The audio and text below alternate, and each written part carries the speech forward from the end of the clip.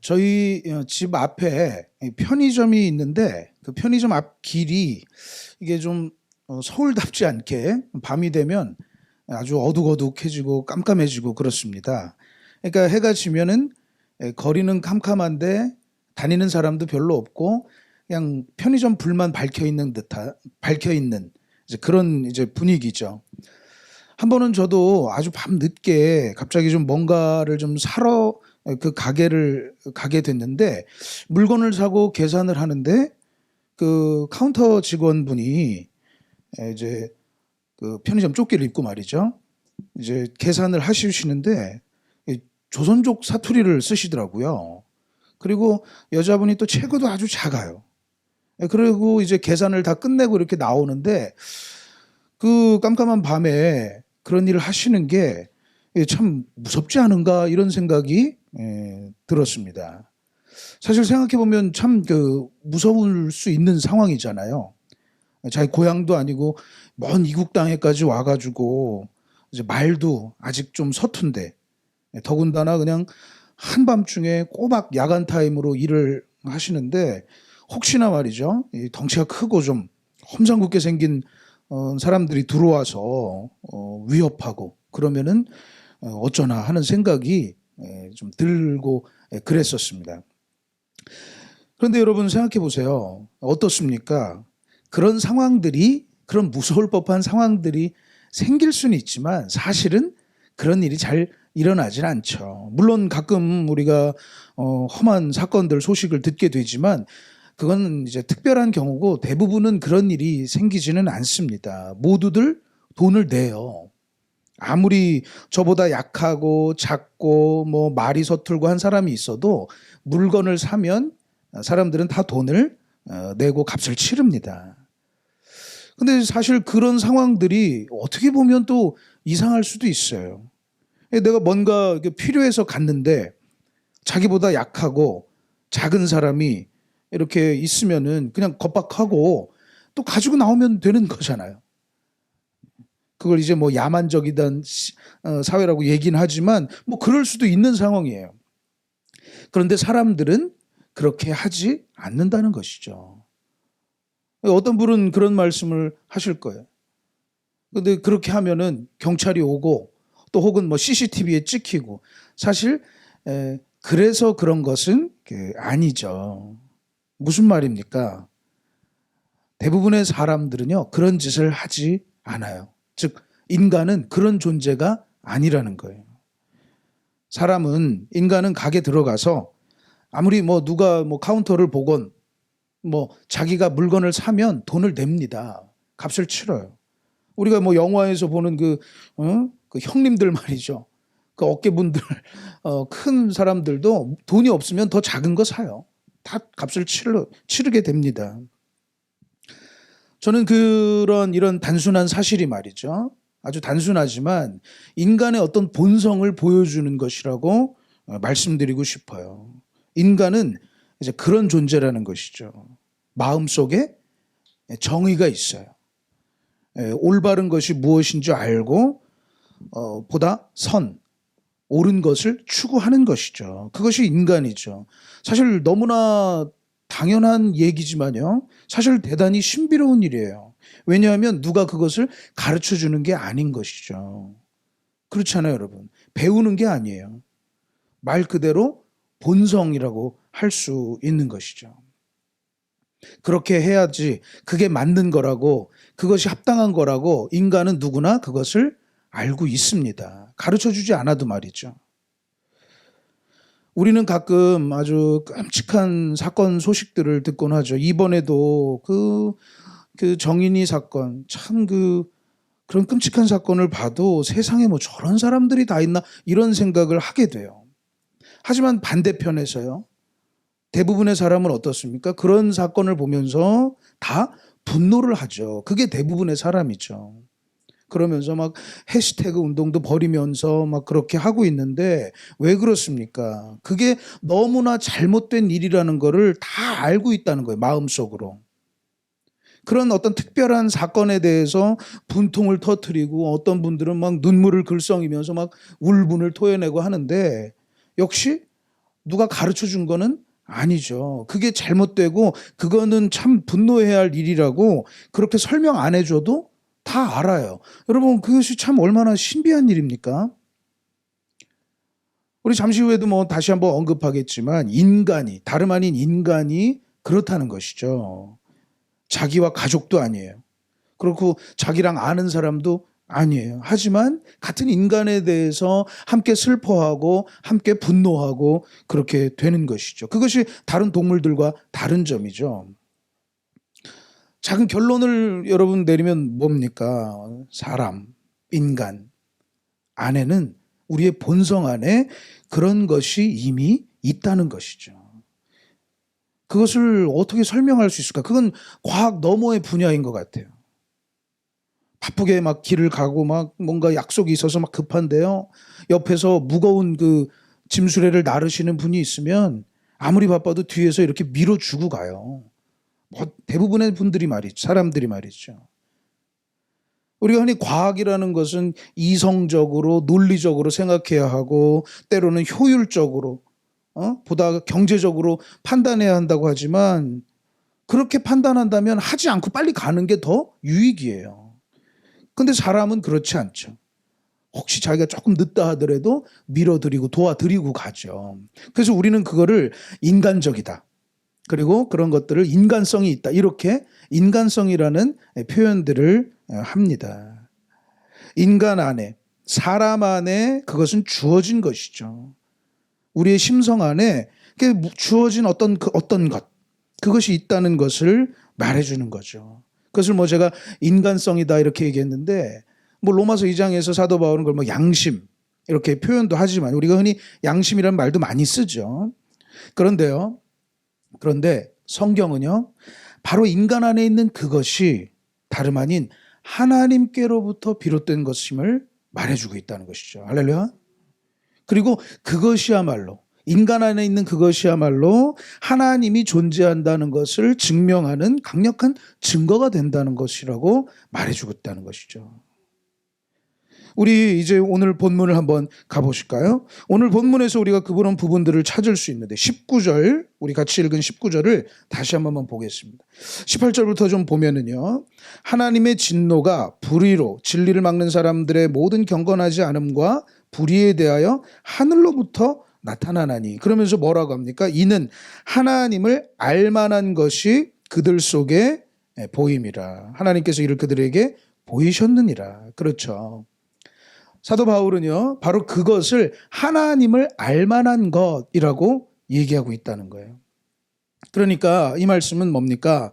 그러니까 하나님을 알만한 것, 즉 하나님에 관한 것이 사람들 속에 분명하고 또 명백하게 나타났다는 거예요. 왜냐하면 뭐라고요? 하나님께서 이를 그들에게 보이셨느니라. 그러니까 하나님께서 그렇게 보여지게 하셨다는 거예요. 그렇게 뭐 만드셨다는 거죠. 그러니까 하나님께서 그렇게 하나님에 관한 것을 하나님께서 보여주게 만들었다는 거예요. 하나님을 알만한 것, 하나님에 관련된 것, 그러니까 하나님에 관계된 것을, 관한 것을 사람들로부터 드러나게 하셨다, 이렇게 얘기했다는 거죠. 오늘 말씀의 제목도 하나님을 알만한 것인데요, 우리가 그것을 한번 같이 생각해 보고자 해요. 이 말씀은 모든 인간, 사람 속에 있는 어떤 것, 그 심성, 그런 것이 하나님에 관한 것이고 하나님의 속성이라는 것, 그것을 인간이 가지고 있다는 것을 말하는 거죠.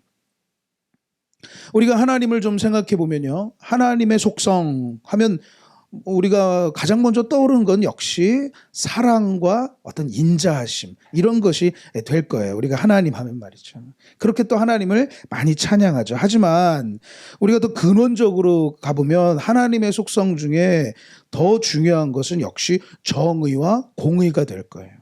어떤 그 질서와 같은 것이죠. 질서와 같은 것. 그러니까 무엇이 옳고 그른 것, 무엇이 바른 것, 무엇이 잘못되고 어긋난 것, 이런 것들의 기준과 심판자가 되시는 것이 하나님의 더 근원적인 속성이라고 할 수 있겠죠. 조금만 나아가 보면 하나님께서는 그런 정의와 공의의 심판주가 되시고 기준이 되시고, 하지만 우리가 세상에 사람들이 말하는 어떤 신과 다른 것은 그거를 그냥 무슨 칼을 들고 너 어디 잘하나 보자 이런 분이 아니라 그것을 그런 어떤 정의를 사랑하고 또 때로 반대로 악에 대해서는 분노를 하신다는 거죠. 성경을 통해서 그것을 계속해서 증명하고 있어요. 그러면서 하나님은 어떻게까지 합니까? 그 하나님의 백성들이 좀 정의로운 길로 가야 되는데, 공의로운 길을 살아야 되는데, 이러면서 막 안타까워하고 슬퍼하시는 모습까지 막 나오잖아요. 그래서 우리가 하나님을 인격적이다 얘기하는 거죠. 인격적인 하나님이에요.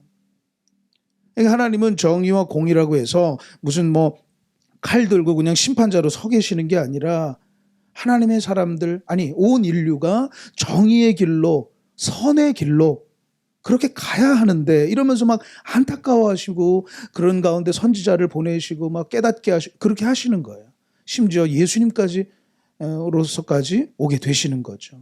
자, 이것은 조금 다른 주제지만요. 우리가 다시 원래 주제로 돌아가서 여하튼 그런 하나님의 속성, 더 근원적인 정의와 공의의 속성, 그것이 결국 인간 안에 있다는 것이죠. 그러니까 계속해서 지금까지 설명한 그 어떤 인간성, 그런 것은 하나님과 관련된 것이고 하나님을 닮은 것이다, 이렇게 말할 수 있다는 것이에요. 조금 그러니까 뭐 가장 인간적인 것이 결국에는 가장 하나님적인 것, 그리고 하나님을 닮은 것, 바로 하나님 인간의 인간성, 그런 것이죠. 여기서 우리는 아주 중요한 것을 진리를 한 가지 발견하는데, 결국에는 왜 그런 겁니까? 하나님의 형상대로 창조되었기 때문이라는 거예요. 할렐루야. 결국 인간은 하나님의 창조물이라는 거죠. 하나님을 닮은, 하나님의 형상대로 만들어진 창조물이라는 거죠.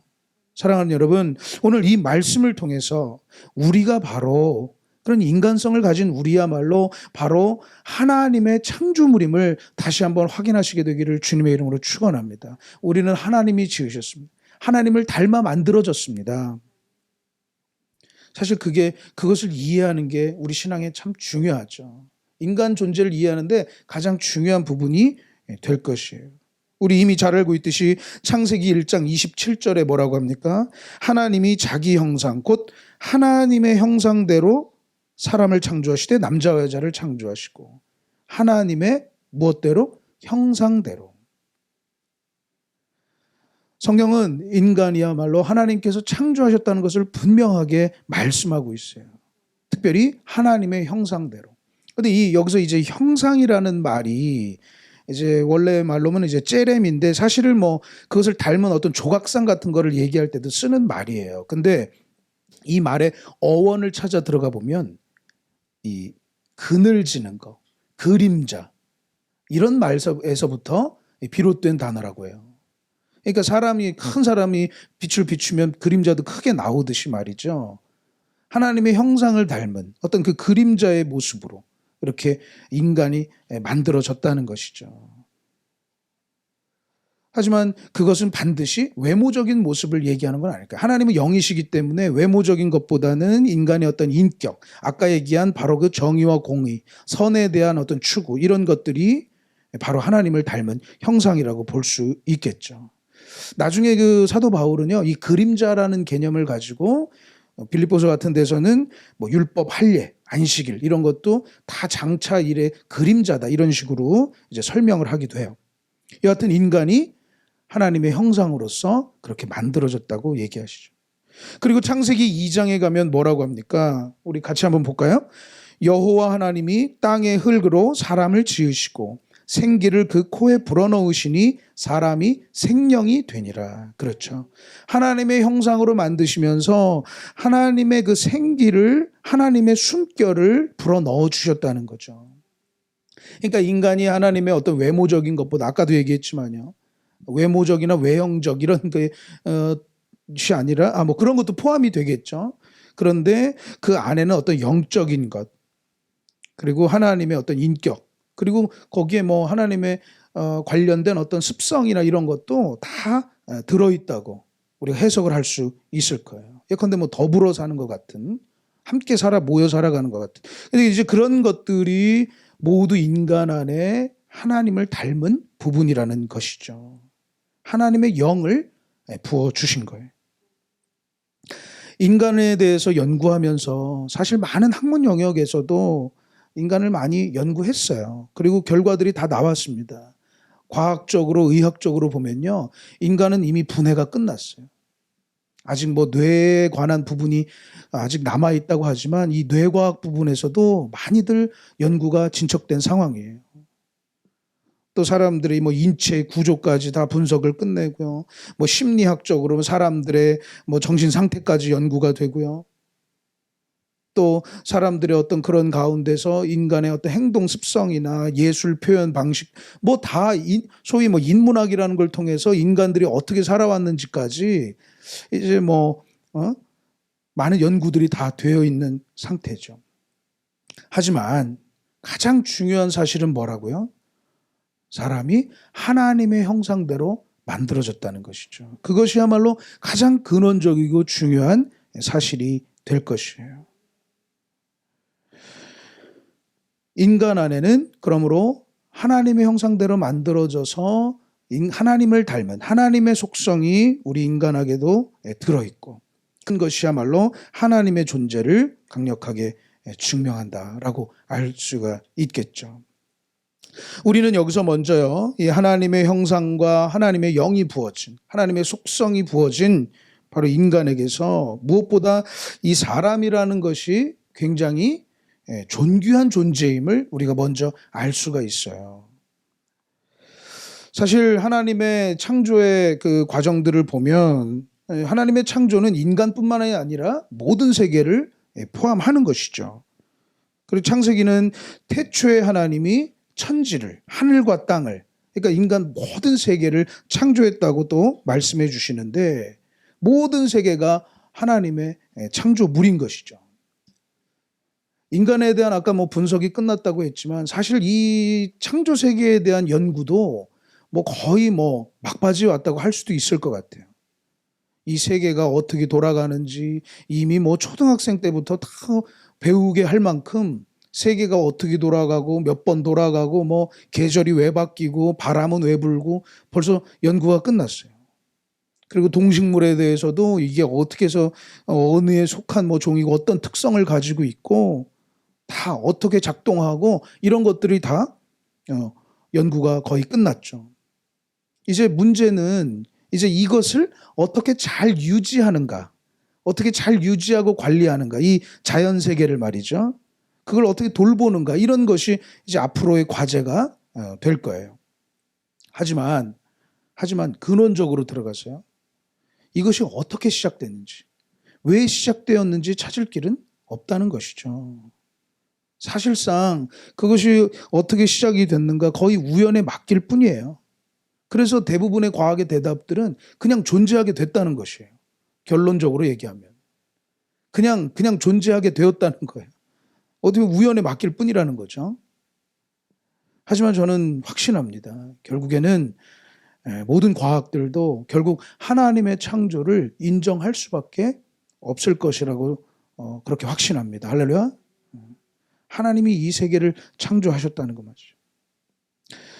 우리는 사실 이 세계를 우리가 조금 더 영적인 눈을 들어 살펴보면 하나님의 창조를 금방 느낄 수 있죠. 그래서 이 세계의 모든 질서들을 보면은요, 어떤 하나님의 영광을 담고 있다고 얘기하고 있어요. 여러분 20절 말씀을 한번 보실까요? 오늘 다시 로마서입니다. 로마서 1장 20절에 보면 뭐라고 되어 있습니까? 창세로부터 그의 보이지 아니하는 것들 곧 그의 영원하신 능력과 신성이 그가 만드신 만물에 분명히 보여 알려졌나니 그러므로 그들이 핑계하지 못할지니라. 그러니까 이 모든 창조 세계에 하나님의 영원하신 능력과 신성이 드러난다는 거죠. 하나님의 지혜와 능력이 드러난다는 거예요. 우리가 가만히 그 하나님을 느낄 수 있다는 건 바로 그런 거죠. 이 세계가 돌아가는 것만 봐도 무슨 과학적으로 이것이 이렇게 된다, 이것은 그냥 설명일 뿐이고 그것이 왜 그렇게 되는가 생각해 보면 너무너무 놀라울 뿐이에요. 저는 그 중에서도 참 그 조그만 곤충들, 그 꿀벌들 이런 거 보면 너무 놀랍더라고요. 여러분 혹시 이 꿀벌들이 날아다니는데 이 날갯짓을 얼마나 하는지 혹시 아십니까?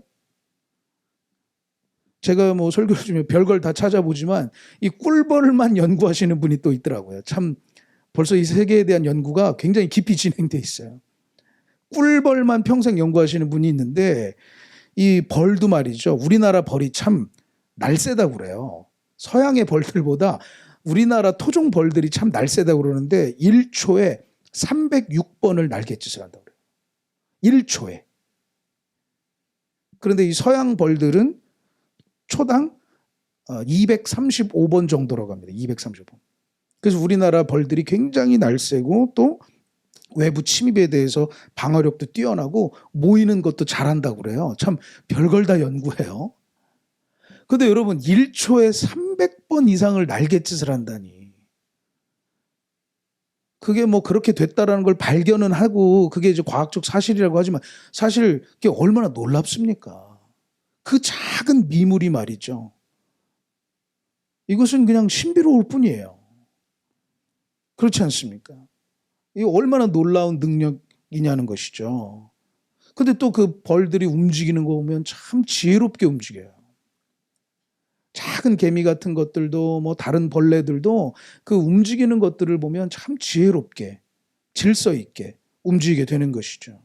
그 벌레 얘기가 나왔으니까 말이죠. 여러분 그 거미가 집 짓는 거를 아주 그 확대해서 찍은 그런 영상들도 있는데 얼마나 정교하게 그 거미줄 집을 짓는지 몰라요.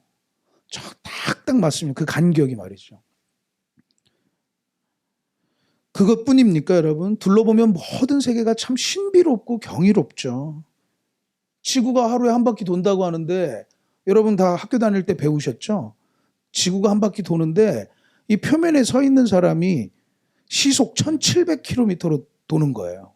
시속 1700km. 그것을 이제 중력이 잡아당겨서 날아가지 않고 붙잡고 있다고 하는데 그게 여러분 얼마나 놀랍습니까? 시속 1700km로 움직이고 있다 그러면 물론 적도에 사는 사람이요. 근데 그걸 어떻게 버텨내겠어요?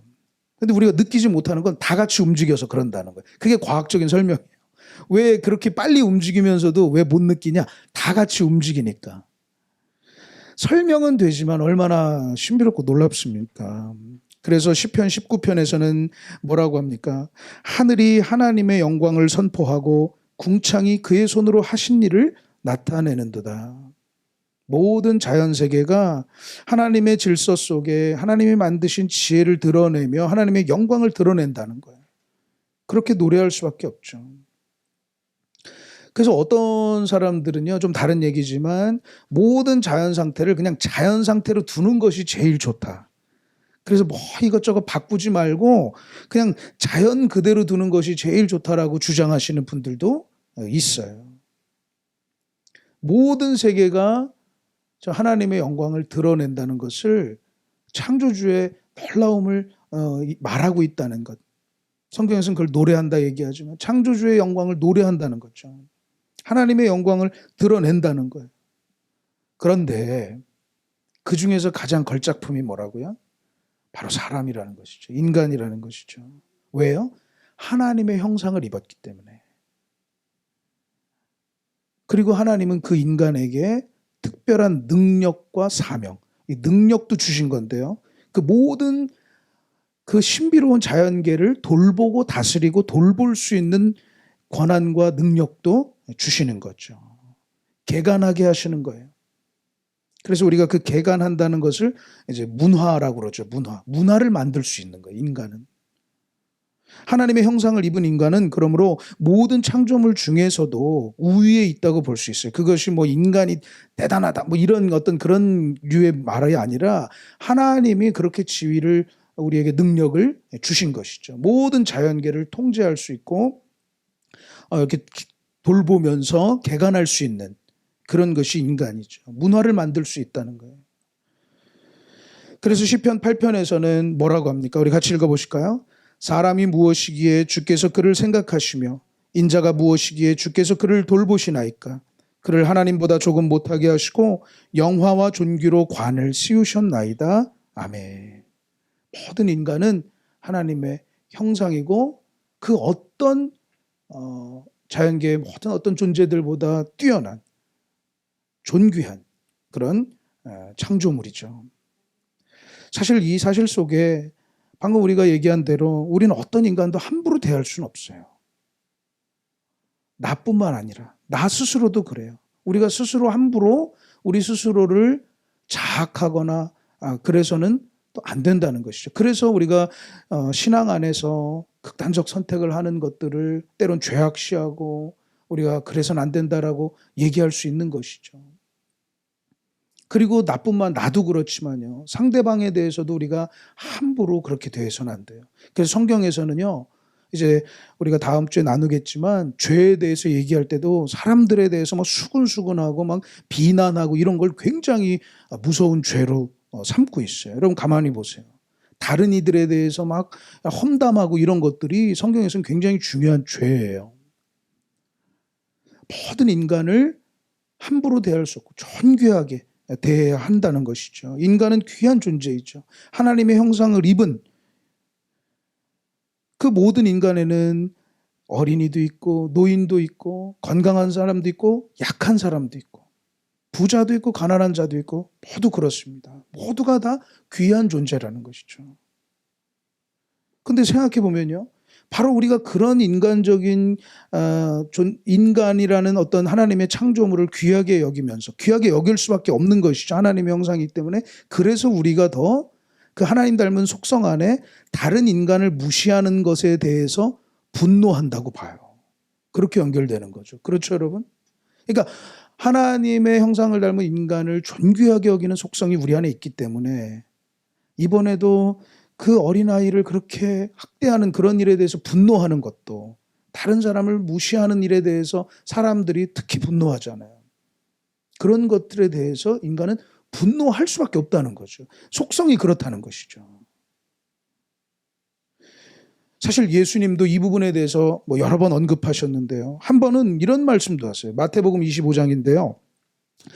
나중에 이제 비유를 드시면 천국 비유를 드시면서 나중에 심판 때 되면 양과 염소를 가르고 그 심판자가 그렇게 얘기하신다는 거예요. 내가 줄일 때 너희가 먹을 것 줬고 나 목마를 때 너희들이 마실 거 줬고 막 이렇게 한다는 거예요. 그러니까 사람들이 우리가 언제 그랬냐고 우리 그런 적 없는 것 같은데 막 이런다는 거예요.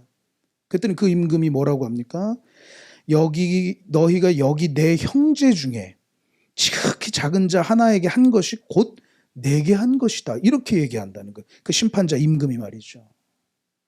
그러니까 다른 이들에 대해서 대접하고 이렇게 나누어주고 돌봐주고 하는 것들이 나중에 다 그것이 곧 하나님께 한 것, 예수님께 한 것으로 평가를 하신다는 거예요. 놀랍지 않습니까, 여러분? 그건 뭡니까? 서로의 인간에 대한 존중이죠.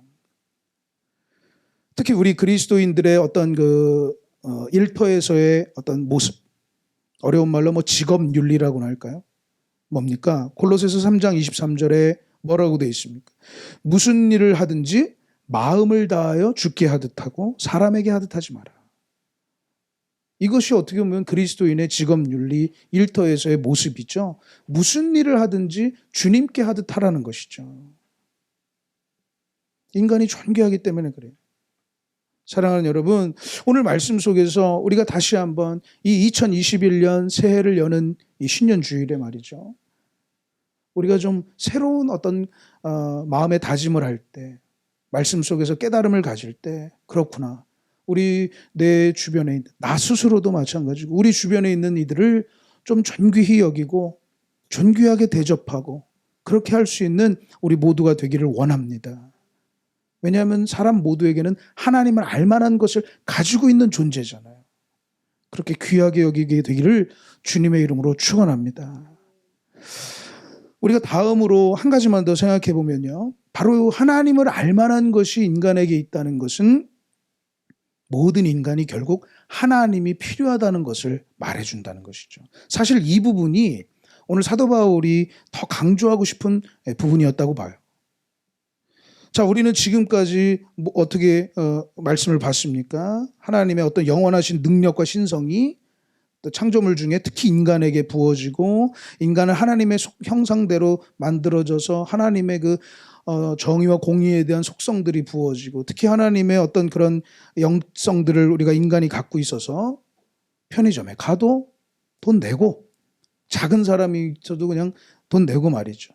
또 어린아이의 학대와 같은 소식들을 보면 막 분노하고 말이죠. 그것을 우리의 인간성, 이제 로마서 2장에 나온다고 얘기 드렸듯이 양심 이렇게 얘기하는 하나님을 닮은 것이 있다고 본다고 그랬죠. 근데 우리 안에 있는 하나님을 닮은 이 인간성, 양심 이것을 어떤 유명한 철학자는 인간 안에 있는 어떤 도덕률, 도덕 법칙 이렇게 또 얘기를 했어요. 그리고 그것이 너무나 자신은 생각할 때마다 신비롭다는 거예요. 여러분들 다 아는 뭐 칸트라는 아주 유명한 철학자가 얘기하는데 인간 안에 그런 도덕 법칙, 도덕률 이건 너무나 신비로운 거다. 그러면서 사람들의 그 마음 안에 있는 대로만 행동하면 좋은 세상이 될 수 있다. 마음에 그런 게 잘못됐다. 이건 아니다. 이렇게 얘기하는 대로만 행동하면 돼. 이렇게 이제 가르치고 막 하는 건데 결국에는 우리 안에 있는 이 하나님을 닮은 그 도덕, 인간성, 도덕성, 도덕률 이런 것들. 근데 그것은 결국 뭡니까? 하나님을 느낀다는 것이죠. 그것을 통해서 하나님을 느낀다는, 하나님을 느끼는 통로가 된다는 것이죠. 그것이 말이죠. 우리가 양심이라고도 뭐 얘기했지만 이미 사도 바울도 이제 쓰기 때문에 양심이라는 것, 칸선스, 이 양심이라는 것도 결국 하나님을 느끼는 통로가 된다는 거죠. 근데 우리 마음 안에 있는 이 도덕성, 양심, 인간성 말이죠. 이것도 가만히 보면 사실 좀 개인적인 편차가 좀 있긴 있는 것 같아요. 어떤 분들은 말이죠. 그냥 차가 아무리 없어도 무단횡단 뭐 이런 거 안 하고 탁 이건 잘못된 거야 하고 서 계시는 분이 있어요. 근데 어떤 분들은 그냥 대낮에도 그냥 막 차가 다니는데도 지나가면 빨리 뛰어가고 하는 사람도 있고 말이죠. 어떤 분들은 그냥 길에 가면서도 아무 거리낌 없이 침을 뱉고 막 이런 분들이 있는가 하면 어떤 분들은 그런 사람을 어떻게 저럴 수 있냐고 막 비판을 해요. 또 집 앞에 가끔 이제 그 편의점 앞에 학생들이 이렇게 지나가는 대낮에 보면 어떤 아이들은 그냥 사탕을 먹고 그냥 쓰레기를 그냥 막 버리죠. 그죠, 여러분? 근데 어떤 아이들은 또 그걸 또 주머니에 이렇게 넣더라고요, 또. 혹시 여러분은 좀 어느 쪽이셨습니까? 먹고 그냥 쓰레기를 아무 데나 버리는 쪽이셨어요? 아니면 이렇게 주머니에 넣고 나중에 버리는 편이셨어요? 이건 사람마다 좀 편차는 있더라고요. 그런데 여러분 가만히 보세요. 아무리 그런 가운데서 우리가 좀 나쁜 행동을, 잘못된 행동을 한다고 할 때 못 느끼는 사람은 없습니다. 내가 나쁜 행동을 하는데 거기에 주변에 CCTV 없다고 여러분 이제 안심이다 하고서 마음이 편안해지나요? 그렇지 않아요. 계속해서 압박을 가져요. 우리 자녀들이 부모님께 거짓말했는데 부모님들이 깜빡 속아 넘어갔어요. 그러면 그것이 이제 잘 됐다 하고서 가만히 있나요? 뭔가 행동이 이상해요. 뭔가 잘못하면 꼭 집에 들어가 보면 얘네들이 뭔가 쭈뼛쭈뼛하고 자기들은 속였다고 하지만 부모 눈에는 다 들통이 나더라고요. 그런데 어떤 그런 도덕적인 압박이라고나 할까요? 그것들을 누구나가 다 느끼는 것이죠. 어떤 절대적인 존재 앞에서 사람들은 압박을 느끼는 거예요. 성경은 그것이 하나님이라는 것을 얘기한다는 것이죠. 사람 속에 하나님을 알만한 것을 이미 주셨고 거기에 우리가 흔히 가책이라고 그러죠. 가책을 느끼면서 자신이 그것이 잘못됐다는 압박을 느끼는 어떤 절대적 존재를 느낀다는 거예요. 하나님이죠. 성경은 그것을 하나님이라고 설명해 주시죠. 그리고 복음을 통해서 그것이 하나님이라는 것을 알 수가 있다라는 것을 계속해서 강조하고 있다는 것이죠. 그러므로 인간이 하나님을 닮은 것, 하나님을 알만한 것, 그것은 하나님을 느낄 수 있는 또 중요한 통로가 된다는 거예요. 그런데 문제는 뭡니까? 그걸 느끼면서도 거부하고 있다는 거예요. 하나님 아니야.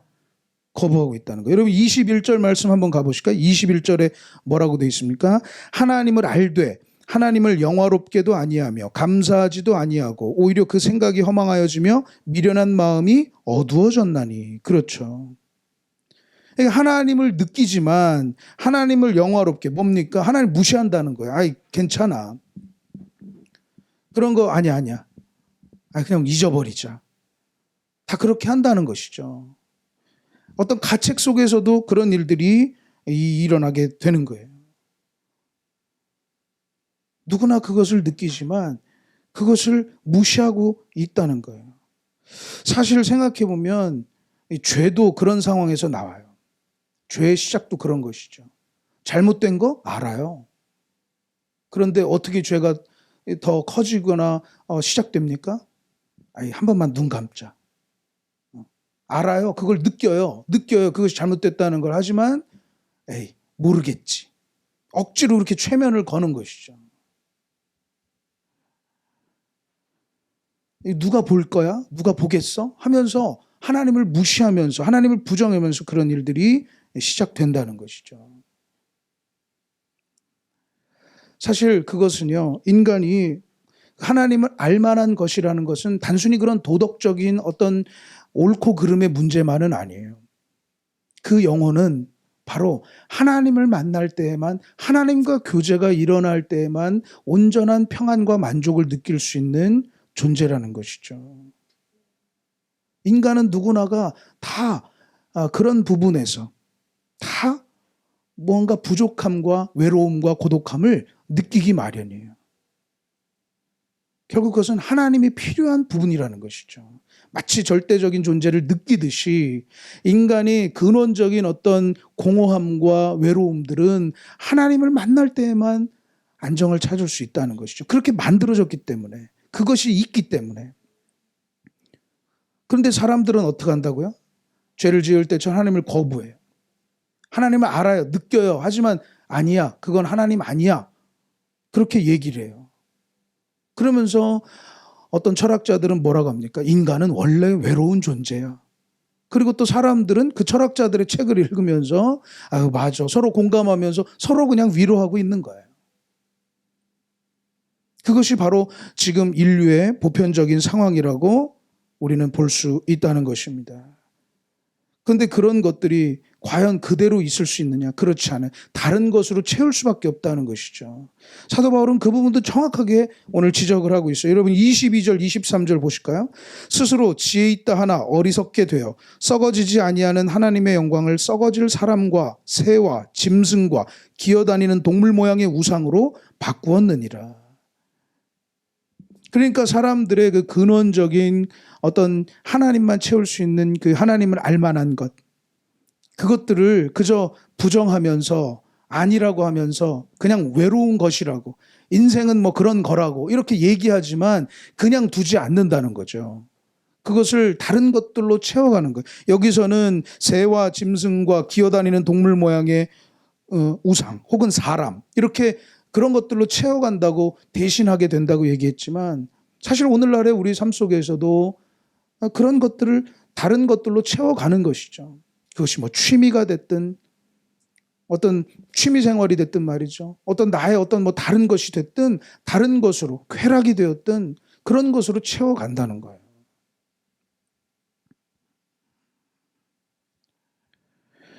우리가 그러므로 우리 인간은 인간의 모습 본성 그대로 하나님을 인정해야만 한다는 것입니다. 하나님을 인정해야만 해요. 사실 예수님이 인간의 모습으로 입고 오신 것도 그것을 보여주기 위한 것이었죠. 예수님의 삶도 그랬어요. 예수님은 인간 하나님이셨지만 늘 어떻게 해요? 하나님과 교제하고 기도와 예배로 하나님과 교제하는 삶이 그 중심에 있었다는 거죠.